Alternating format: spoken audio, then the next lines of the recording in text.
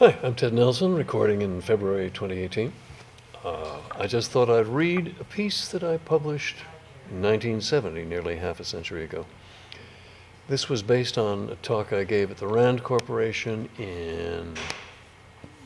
shortly before that, under the auspices of Roger Levian, who became very illustrious at the Rand Corporation.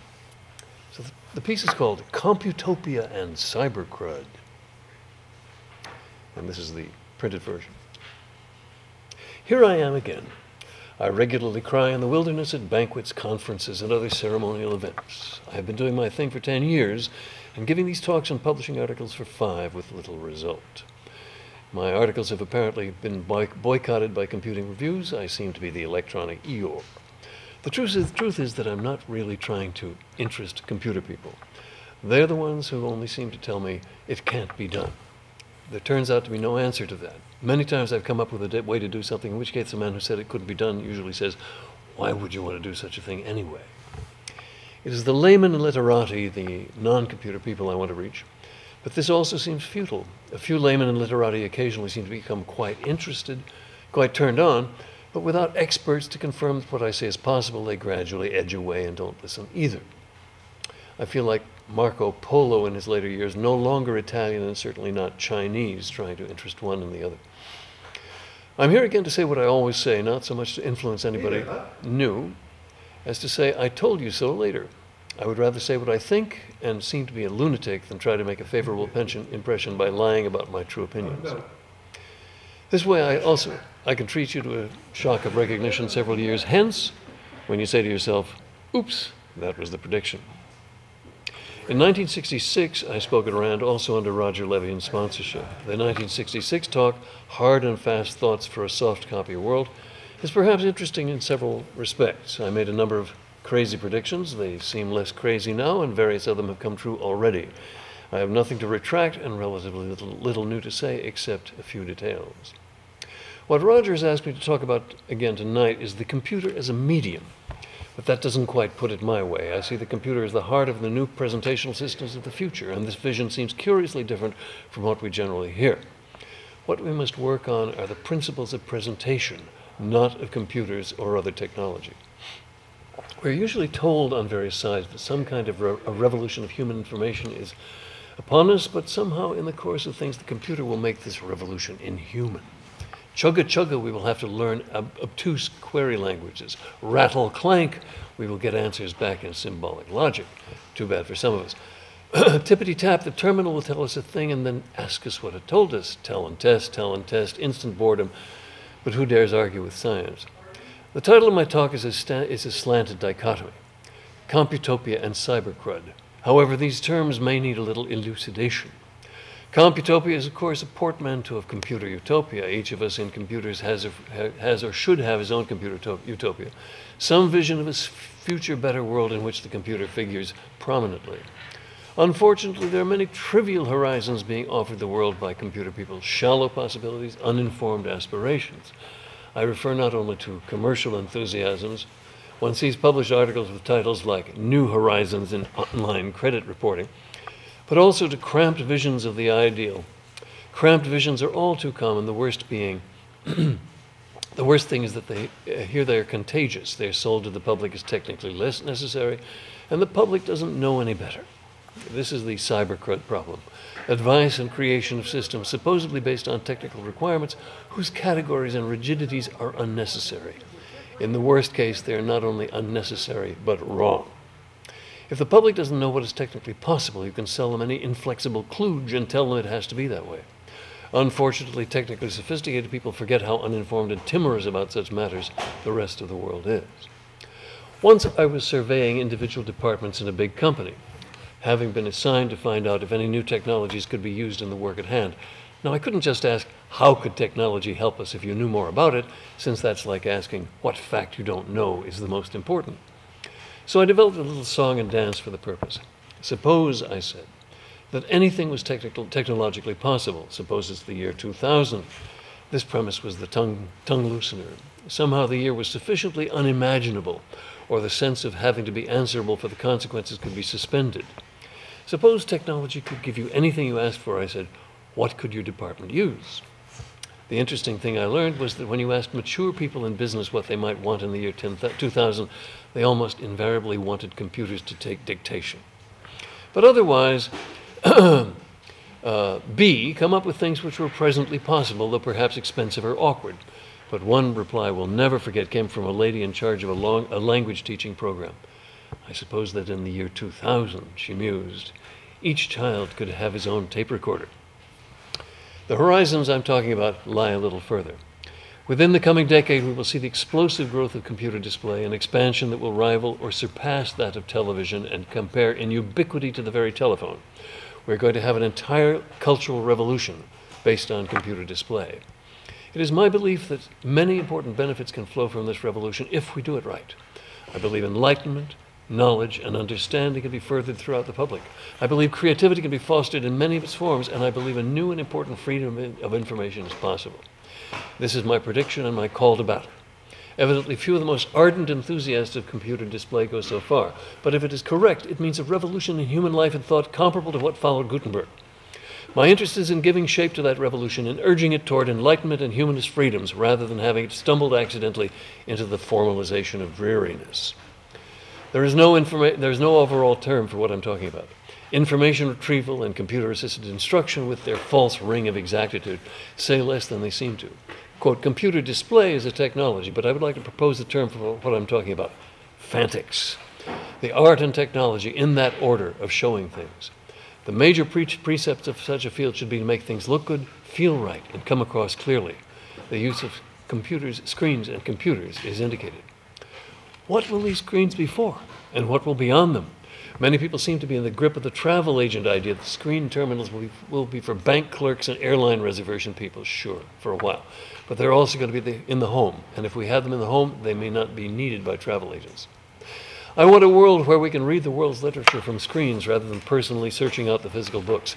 A world without routine paperwork because all copying operations take place automatically and formalized transactions occur through formalized ceremonies at consoles. A world where we can learn, study, create, and share our creations without having privately to schlep and physically safeguard them. There's a familiar all-embracing motto, the jingle we all know from the school when the day school lets out, which I take quite seriously. No more pencils, no more books, no more teachers' dirty looks. The Fantic Age. If you ask me what my Computopia is, then I would say a sort of Woodstock with terminals.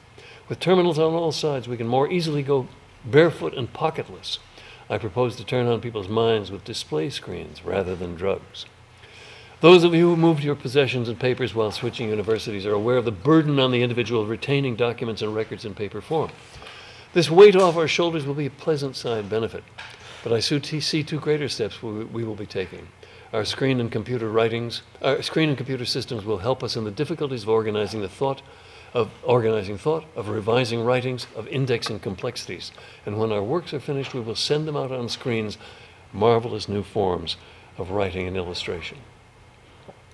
In dark contrast to such a possible enlightenment, I would like to point out an unfortunate tendency, occasionally a villainous practice, during which we may call cybercrud.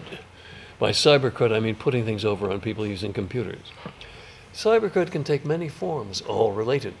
The computer's cache may be used to hide your premises the way you want to do things, the secret loadings of your approach and procedures. The computer, its accessories and terminology can give the semblance of validity to all sorts of procedures or statistics. The term computer is to many a rubber stamp meaning scientific. We may use the computer or the mention of it to perplex, intimidate, or bamboozle. This too is cybercrud. The following subscription renewal letter has a certain charm. Dear subscriber, because the name of the magazine subscription roll is maintained by electronic computer, it is necessary for us to assign a common expiration date to all subscriptions. This enables us to distribute copies and mail renewal notices to all subscribers at the same time. Therefore, we are writing to inform you that your subscription must be renewed now. We may note that while this electronic computer requires all subscriptions to end at the same time, it nevertheless does not require all subscribers to live at the same house or have the same name. Cybercrud is most surreptitious, even if benignly and sincerely in the one-way form. If this consists of presenting one's own way of doing things as the way, hiding the fact that it's one of many alternatives. Of course, it is natural in the throes of enthusiasm to forget to mention alternatives to present as scientific the consequences foisted by one's premises. This is how the computer bakes a pie, says the press release, and recipes are not compared. With the public so flummoxed by computer news and so easily taken in by breakthrough pronouncements, the mischief of this tendency is great. Quote, you have to submit out of technical necessity is the gist of this form of cybercrud. This is equally unfortunate when said by computer salesmen or by professionals prematurely set in their ways. Of course, it is possible to believe sincerely that one's own way of doing things is the computer's way, the only way it can be done by computer, but we know that this is rarely so. Rarely, if ever so. Actually, the computer is a tabula rasa, a projective system whose behavior takes on the preconceptions and sometimes the personality of those who set it up. But the possibilities can far exceed what given individuals think of, and this is the problem that brings us here tonight. Education. That school is stupid, boring, and insulting need scarcely be mentioned, except that we tend to forget it. We forget the inanity, the complete nonsensicality of most grade school and high school pursuits. Their insignia of officiality somehow seems to make them right. What matter if children's good time is being wasted by astrology, candle dipping, or Euclidean derivations? Any nonsense will do so long as it leaves a trail of grades, evaluations etched in history that can be used to blackmail the victims or their parents. Curricular timing and grading virtually obliterate the nature and natural interest of every subject. It is as though we were taken in groups to visit national parks in the back of a truck racing on a treadmill. Every possible activity is related to a made-up standard. Nothing is allowed to be merely interesting. For those on the upside, the system furnishes clues as to the direction of reward. For those on the downside, the presumption of our own failure is affixed to the subject. Few of us do not learn that we are no good at something. And adult regrets are heavy with both the realization that it could have been different and self-blame that it was not. Some remarkable traditions govern the structuring of subjects as we teach them, but they're no more in the nature of the things to be learned than the cuts of steak are in the anatomy. Every subject has a beginning, a middle, and an end. It is laid out by the assigned reading and precisely bounded by the scope of the final exam. Every topic may be reduced to shallow enumeration strung on vague explanatory connections, dismally explained inanities, explanations which associate phrases without a sense of meaning, and incompletely explained, quote, skills to be practiced without insight. Questions and other matters therefore become either, quote, relevant or, quote, not relevant according to whether they fit the boundaries and sequence of the subject, unquote, and thus it can come about that the answer to a question is just learn what you're told. We've been misled into believing that all of this is how it has to be. The cascade of premises flows into a landlocked swamp. The idea of prerequisites and, quote, basics is just one of the few justifications for having curricula at all. In a few clear cases, say the differentiation of mathematical functions or punctuating correctly, it is impossible to do the more complex detail work without having learned exactly to do the simple detail work. But I believe that such cases have grossly misled us. We suppose that because some learning sequences cannot be circumvented, then all learning should be reduced to sequences. This has several disastrous consequences. First, unique curricular paths. The curricula of the schools are generally designed as pathways radiating from some primal state of ignorance, wagon wheel spokes without the wheel. The only way to learn most things in school is by taking an exact prescribed series of intermediate steps. There's no way around. And if one has not taken the steps between a thing can simply not be learned, simply cannot be learned.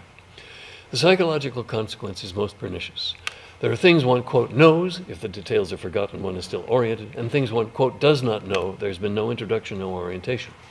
A sense of weakness is produced, one drops a subject that has come up, one shrugs, but this is only part of it. What is much worse is that when one has, quote, failed in a subject, all further thoughts about this subject are darkened, colored by this sense of failure. One avoids, one strives actively to find other interests or distractions. Oh, never mind that stuff. Last, the sociological consequence. We produce people with funneled minds, the so-called types, the literary type, the scientific type, the mathematical type, and an occupational structure around these types, and subcultural divisions. And everybody stays where he feels safe, and everything interesting in the world is hidden from almost everybody. A lot of people I talk to say, I don't think it's as bad as you say, but I agree that the educational system can be improved.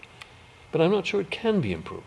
The system is geared and swiveled to do exactly what it does, discourage and mediocrify in the guise of sticking to business. It's not merely a question of whether real improvement is possible within the system, but also whether it would still be the system if we made any real improvements. Imagine, if you can, people growing up without a self-stereotype of structured disabilities who thought they could do anything if they worked at it. Imagine most people having a real choice of occupations.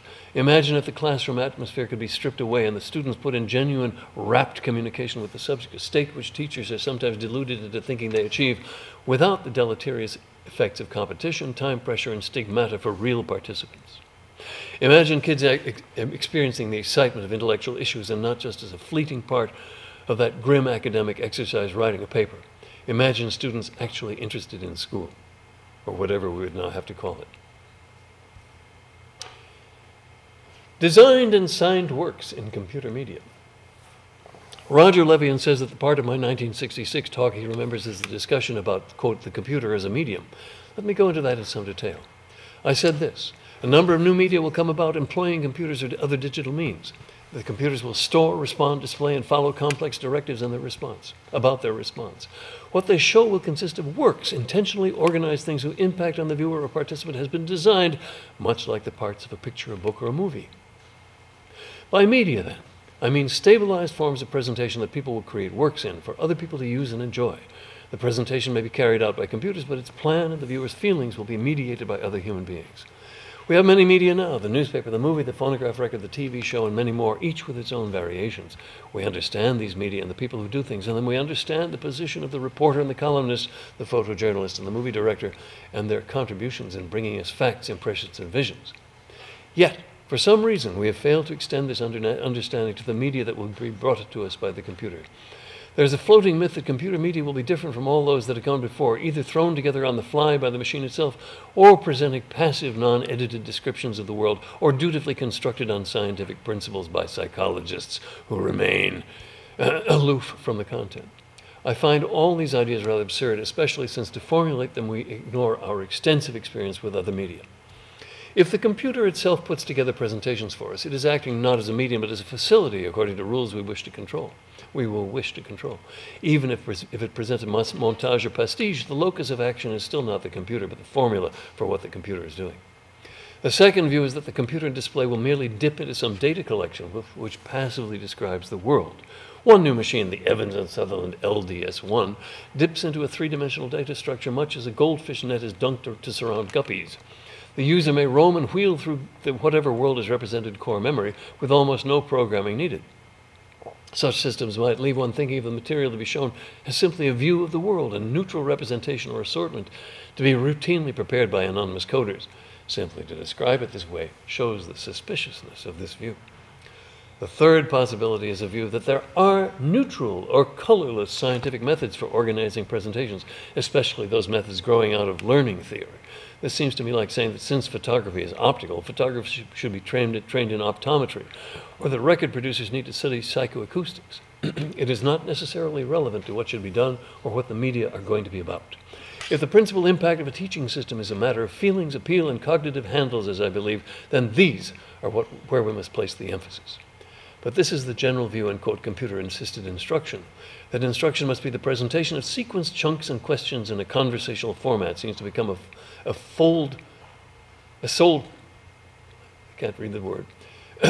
something premise, generally blotting out other possibilities of computer teaching. At best, computer-assisted instruction can be very good indeed, in which case the only possible criticism is the immense cost of preparing materials. But at worst, it seems to be a conspiracy to do some of the worst things school has ever done: cut and dry the material, spoon-feed, bore, and insult the participant.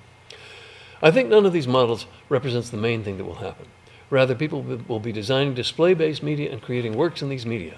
Indeed, people will be signing them just as ever before, and viewers will seek out the works of particular authors much as we now do in every other medium. We've gotten to my position and main interest. I believe the computer's astonishing possibilities and aid to the human mind and imagination have scarcely been touched, and the new media made possible by the computer and display will be miraculous and awesome.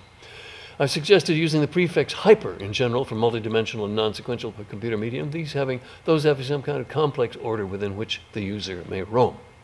Since computers can control any other equipment, we may expect new media in which tie together old forms of presentation in new ways, for example, the branching motion picture, the hyperfilm, or branching audio. But I suspect that all these hybrid systems will be comparatively unwieldy. The expense of branchable film transport systems, for instance, is immense compared to the all-digital systems, and interest will converge rather soon on the pure digital media for the computer's own display, the hypertext and the hypergram. Prestidigitative publishing. To supply our scopes with the hypermedia we will want to read, I foresee a new era of publishing and a whole new publishing industry. In this coming era, the digital files of the publisher will be connected by telephone or other means to the subscriber's console. As you ramble through hypertext or explore hypergrams, the news of your actions will be flashed to the great feeder machines of the publisher's distribution centers. These feeder machines will disgorge the customer the furtherances of what he is doing, keeping him continuously supplied. The material will be copyrighted, and small royalties will be continuously billed for screen minutes of presentation. Entirely new creations and the works of the past will be equally and quickly available. Enchanted gardens of information prearranged by authors and editors will be available to you. Screen pyrotechnics and display tricks will be intertwined with pictures and text. There will be anthologies, magazines, encyclopedias, or things like them. A related development will be creative facilities, systems for using computer displays to help in creative activity.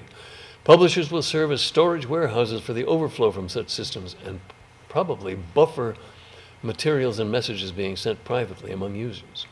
The user will be able to perform input and complex parallel annotation, keep a trail of his own activities, and backtrack through his own past actions and those of others. In other words, Van Nevar Bush's Memex will come about substantially as he saw it. Stretching the imagination. An important human tendency is to rationalize and order what we hear. I found that people at my lectures continually assimilate what I say about hypermedia to some pulsating, quote, new world of communication they've heard about, mushing together computer-assisted instruction, information retrieval, holography, and even cartridge TV. I often talk about stretch text, not because I'm so attached to it, but because listeners who understand the concept cannot continue to believe I'm talking about the usual stuff. Stretch text is a form of hypertext I've suggested for discursive writing of subjects such as history and the social sciences. In stretch text, the reader may control the amount of detail to suit himself as he pulls on a throttle or some control. Additional words and phrases appear on the screen, and the rest move apart to make way. As he pushes the throttle in the other direction, words and phrases disappear, and the rest of the text slides back together. The presentation should never change sharply. Smooth motion of the text pieces on the screen is utterly essential. For instance, a long sentence should, as expansion continues, be broken into two short similars as similar to their parent as possible. Although we have as yet no firm evidence, my slight experience trying to write stretch text suggests that it is no harder to write and perhaps easier than ordinary prose. To such small piece of text is assigned an altitude or degree of stretch at which it is to come and go. The problem is basically to lay out an overall expository structure and then find some way to compress it gradually without large jumps or reversals of sequence. Discrete hypertext and hypergrams are essential and basic. Simply put, these are writings and pictures with footnotes that extend in all directions. Touch an asterisk or perform some equivalent act, and the system will bring another connected thing to the screen. More complex hypergrams are very desirable, particularly those capable of immediate and smooth response on the screen. Consider, for example, a map on your screen which you may move around the world and zoom in on any part to any degree. Look at the whole United States and zoom in on Secaucus, New Jersey, and environs. By various manipulations, the user should be able to overlay this picture with populations, climate, historical events, light, industry, or crime statistics. Consider another hypergram, a picture of the human brain which the user may actually manipulate in 3 dimensions. This is a particularly interesting example because of the stereoscopic complexity of the brain. The user should be able to rotate, magnify, zoom in, change perspective and viewing angle, brighten different subsystems, and obtain annotations.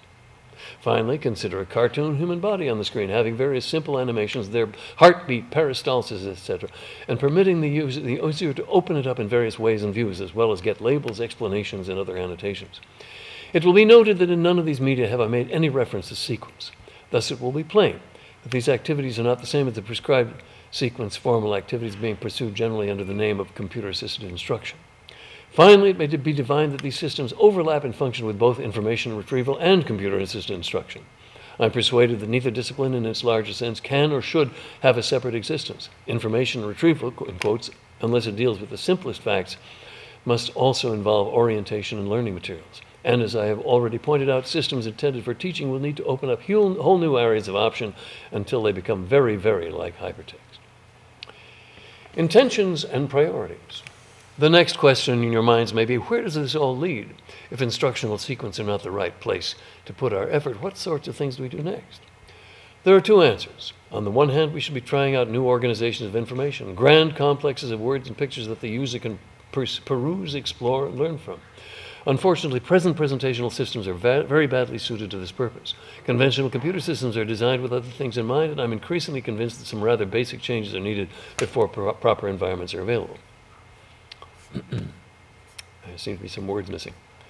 New approach, utilizing through designed hardware and system programs. I will shortly talk about some of the approaches we're looking at.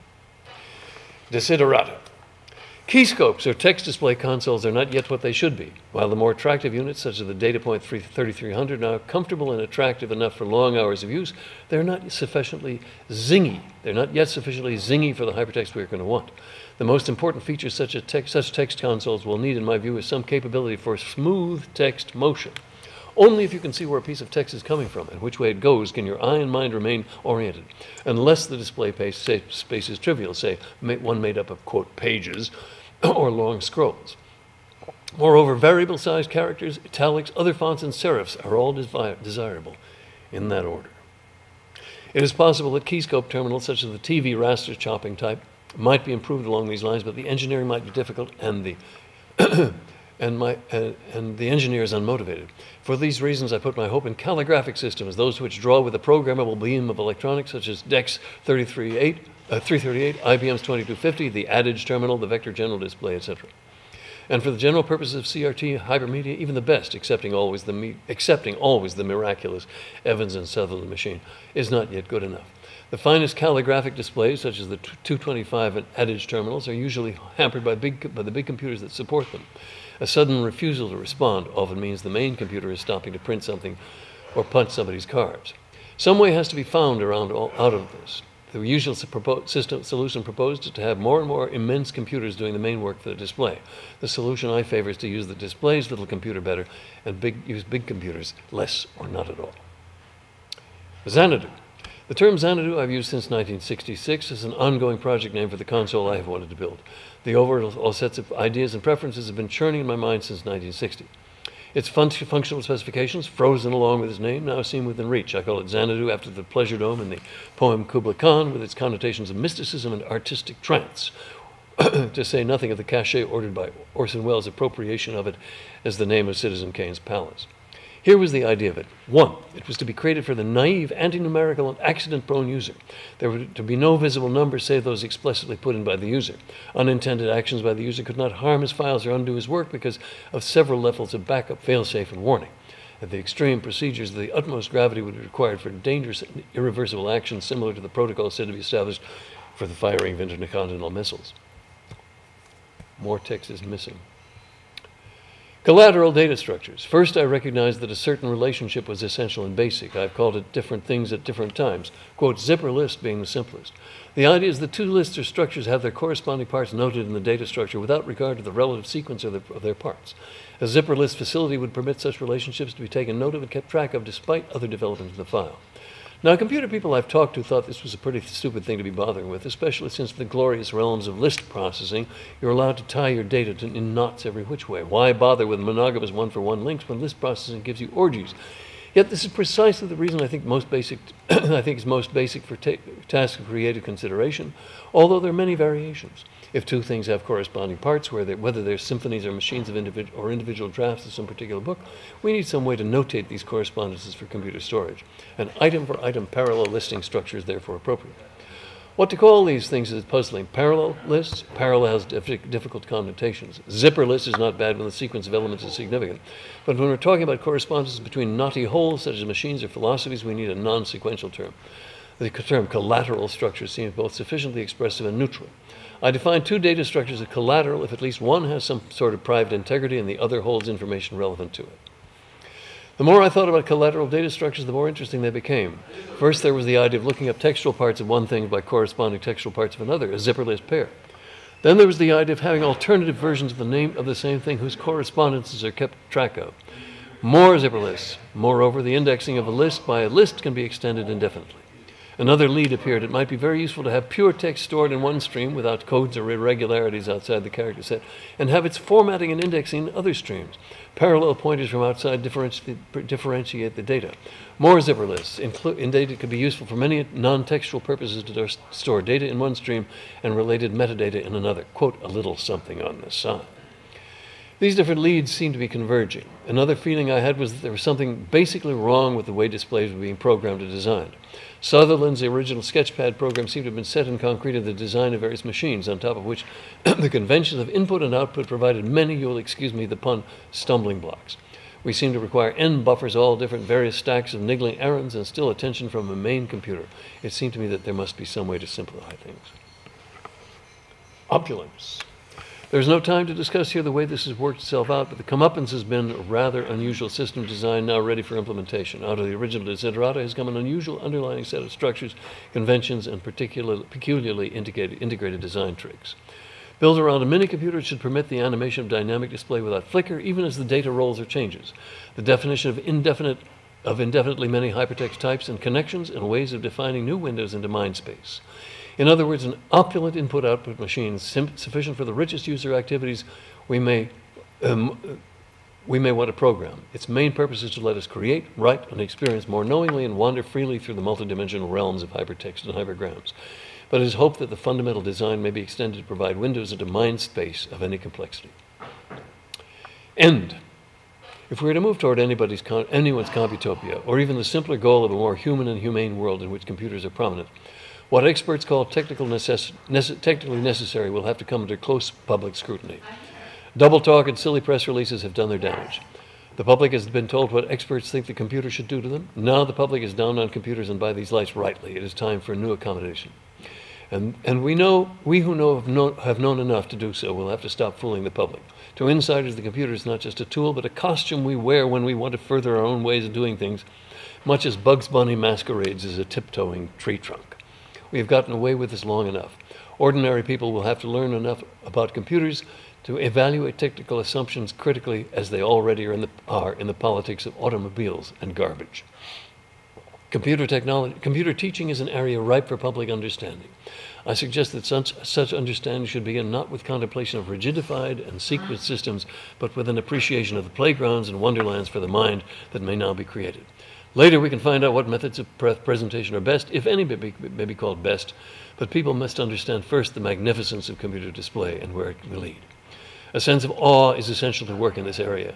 If there's a failure of awe, you do not understand computer display. And perhaps that says something about education. For awe and understanding to occur at the same moment is perhaps the pinnacle of the human experience. It is certainly the most important moment of education if it ever occurs. The two sides of the mind, feeling and insight, are no more separate than the two sides of a coin. Both must be served, both must act together. How the person feels at the console largely determines what he will learn for good. I believe one university built in the 30s had a skyscraper called the Cathedral of Learning. That doesn't put it badly. If a cathedral is a play of awe and communion, then our new cathedrals of learning will be our presenting and responding consoles. The architecture of these consoles and the crafting of their responsiveness in their virtual spaces is a worthy task.